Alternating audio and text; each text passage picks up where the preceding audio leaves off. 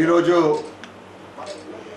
మన్ కీ బాత్ కార్యక్రమం 43వ బూత్ ఆ బూత్లో ఉన్న పెద్దలతోటి సభ్యులతోటి వీక్షించడం జరిగింది.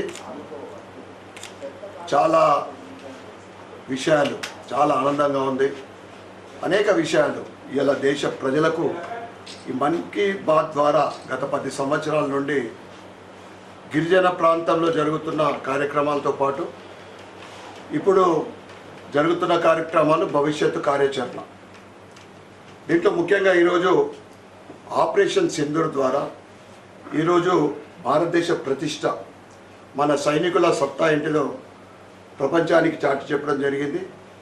అదేవిధంగా మన ఆయుధాల కారాగారం ఏదైతే ఉందో డిఫెన్స్ బలం ఏంటిదో ఇలా ప్రపంచానికి చాటి చెప్పడం జరిగింది.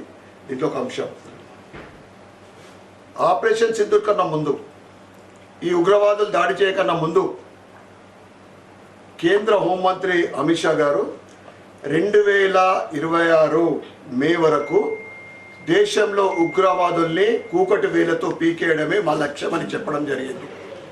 దాంట్లో భాగంగా ఆపరేషన్ కగర్ నంబాలా కేశవరావు అటువంటి తోపుగాన్లని మట్టు పెడుతూ ఈరోజు ఆపరేషన్ కగర్ కూడా జరుగుతూ ఉంది. అదేవిధంగా సంగారెడ్డిలో ఒక 50 ఎకరాలలో డ్రోన్ ద్వారా ఏ విధంగా ఒక కొత్త టెక్నాలజీ తోటి వ్యవసాయం ఏ విధంగా చేయబడుతుంది అనేది కూడా అలా ఆ అంశం చేర్చబడ్డది. వారు చెప్పడం జరిగింది మోడీ గారు. ఈ జూన్లో 21 జూన్ రోజున యోగా డే. ఈరోజు ప్రపంచమంతా కూడా ఐక్యరాజ్య సమితిలో భారతదేశము మద్దతు తెలిపినప్పుడు ఇవాళ 100 దేశాలు మద్దతు తెలపడం జరిగింది. 21 జూన్ రోజున యోగా డే అందరం జరుపుకోవడం, దాని గురించి కూడా మాట్లాడడం జరిగింది. ఖేలో ఇండియా ఈరోజు గ్రామీణ క్రీడాకారులు ఒలింపిక్స్లో పాల్గొనే విధంగా ఖేలో ఇండియా ఫిట్ ఇండియా ఈరోజు కేంద్ర ప్రభుత్వము దాని మీద ప్రత్యేకమైన దృష్టి పెట్టి ఈరోజు దాని ద్వారా క్రీడాకారులు ఏ విధంగా ఎదుగుతూ ఉన్నారు, మనకి ఏ విధంగా ప్రపంచంలో అనేక గేమ్స్లలో ఎక్కడైనా కానీ మెడల్స్ చాలా పెద్ద ఎత్తున మనకు వస్తూ ఉన్నాయి. ఖేలో ఇండియా అంశం కూడా మాట్లాడడం జరిగింది. ఇక ప్రపంచంలో తేనె హానీ భారతదేశము నంబర్ 1 స్థానంలో ఉత్పత్తి చేస్తూ ఉంది. హానీ అంటే ఆరోగ్యానికి అదొక మంచి ఔషధం. అది ప్రకృతి ప్రసాదించిన వరం మనకు. అది కూడా మోడీ గారు చెప్పడం జరిగింది.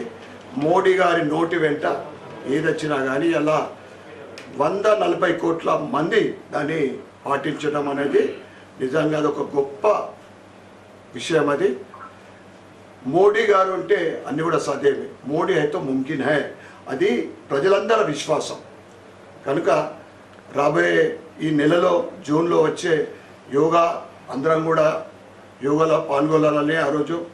అదేవిధంగా వారు సూచించిన సూచనలు ఏదైనా కానీ తూచా తప్పకుండా పాటిస్తే మన జీవితం కూడా ధన్యులమవుతామని తెలియజేస్తూ మరొకసారి ఈ కార్యక్రమంలో పాల్గొన్న ప్రతి ఒక్కరికి కూడా పేరు పేరున ధన్యవాదాలు కృతజ్ఞతలు చెప్పుకుంటూ భారత్ మాతాకి జై.